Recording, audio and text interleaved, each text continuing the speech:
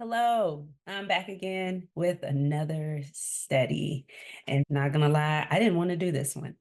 I didn't want to do this one because I started later than I'd intended to.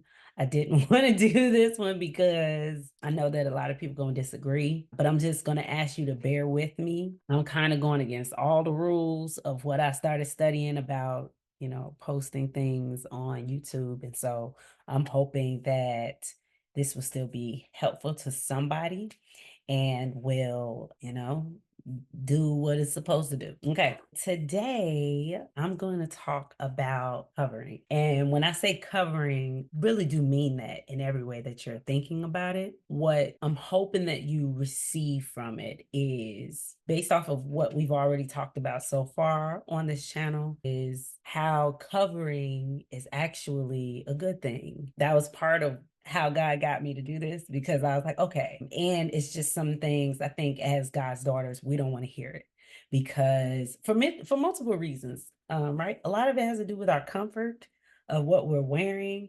And once you get to a place where you are an adult and you can wear whatever you want to wear and you in charge of your own life, it feels like anybody that's trying to take that away from you, that it's not fair. And so I'm hoping that, and just so you know, I do have earrings on, so it's just this background, but I don't want y'all to see all my post-its and all the things I got going on here. Okay, but I do have earrings on. Okay, so bear with me, God willing, you'll stay with me. We're talking about covering, and we're talking about covering in exchange for our obedience. And I don't say that in a transactional way. I think it is literally how we as girls, as women, are growing to understand our position in God. And I recognize that this might feel exclusive for certain communities. And, because I got a particular sister friend and I love her dearly, and that's why she holds me accountable, even when she's not around, to just make sure that I'm holding space. And I know that she would appreciate me still holding the tension of the experiences of girls learning how to appreciate the covering of their fathers, and then growing up into teenage girls, and then growing up into young adult women, and then older women, and then thinking about what that means for us to have a covering. And so this is important to me because I'm recognizing that as we're growing older, and this is 2024, that a lot of our young girls are growing up in an age where sex is celebrated. And we have female artists. I won't name the ones that I'm talking about, but we have female artists that celebrate lewdness, that celebrate perversion, that celebrate if I were going to use more body positive, liberative language, I would say that these women are celebrating the liberation of pleasure. And I have a book called Pleasure Politics.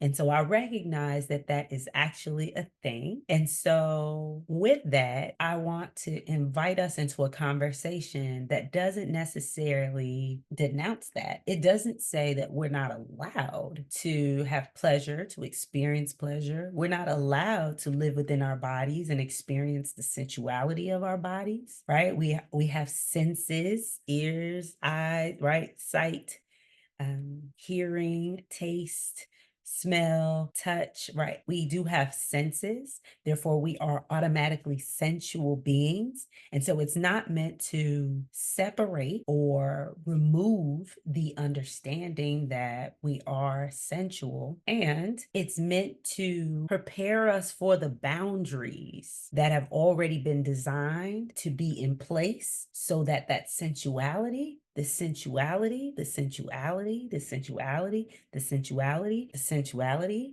is protected. And I think that's where the juice is.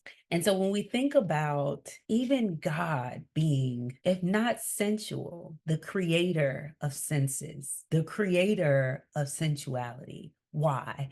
because sensuality, and this is something that I've learned to appreciate also. Sensuality is, I remember learning about like sex, food, and learning about beautiful things, music, and getting the revelation that the joy and the satisfaction that we get from appreciating those things are just a glimpse of the ecstasy. And I don't use ecstasy in a sexual way. I mean, ecstasy in the fullness of pleasure and satisfaction and delight of our senses. That ecstasy, theological ecstasy, connection with God is just a glimpse of what it's like in God's presence, right? And so this is actually the grace of God that we're able to experience the goodness of our senses. Again, beautiful music, a soft tone, right? Maybe not someone that's shouting, but someone that's speaking gently to you. Beautiful, something that's beautiful to the eyes, right? Taken too far, we would call this vanity, right? So now you're starting to see the difference between enough and too much, enough and gluttony, right? And so we're thinking about even again, food, right? Food is meant to be good, it's meant to be enjoyed. And so then when you get to a place where you're enjoying too much food, you will see the consequences of that. So I'm embracing the expandedness of God and the expandedness that God invites us into by giving us bodies. And that is why God also gave us coverings. And so I think it's so interesting. And just so we're clear, I'm just plucking at the surface of this. I haven't spent a lot of time on it. And as I'm talking about it, I'm wanting to spend more time on it. And so stay, if we come out of the delight of it, right? Come out of the godness that is, let me give this gift to them, and that is that they get to enjoy their bodies. Let me give them this gift that there's so much great, there's so much to this body that you can experience, and it's just going to be a taste of what it's like. And silence, right? Silence would be another thing for the hearing. Smells, a good smell would be to the nose. I'm thinking about even there's a text that says that praise unto the Lord is like um, an aroma, an incense, even. And so that would be a good way of thinking about how our senses are. We're intended to appreciate our senses. And because of how sensitive our senses are, and how sensitive and even slippery of a slope of satisfaction we can achieve through those senses, that is why God created boundaries. And if boundaries are an important part of this. And as I'm thinking about this more, I remember before I used to attribute it to innocence.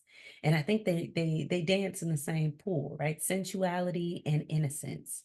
I think innocence is more of the character of the person who is sensitive to their senses because they are still achieving the wisdom around, right? And if it's not that, then let's think about something simple like innocent fun, right? It is because it's innocent. It's going to involve some good food. It's going to involve some great sounds, music, or peace.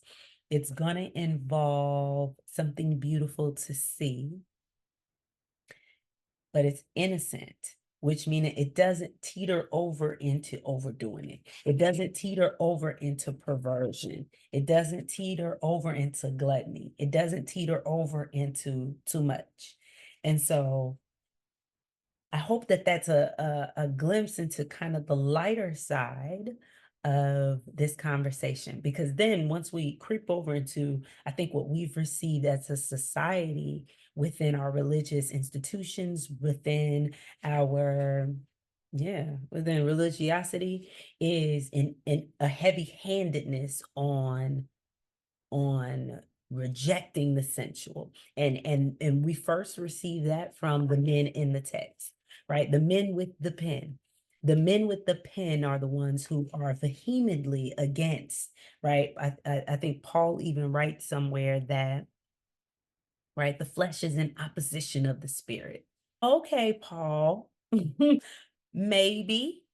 And at the same time, there is wisdom in the senses. And so it can't be completely against the spirit because there is wisdom in our senses. There is knowledge to be attained from our senses. And the only way that our spirit has contact or can receive the download of the download of wisdom that comes from senses is if we live in a body. And so if we hold the body gently in a space of love and blamelessness, then we get to see that the body is not a bad thing. And I believe that because the voices of women have been removed from this conversation, or at least silenced in the church up until now, we haven't been able to really tussle with that because it would be mm-hmm, because like we've already talked about, if men, if the male leaders in our lives, if the male leaders that are leading our institutions are not engaging in their own work around sensuality, if they are not taking their senses and redeeming their senses under the blood, if they aren't taking their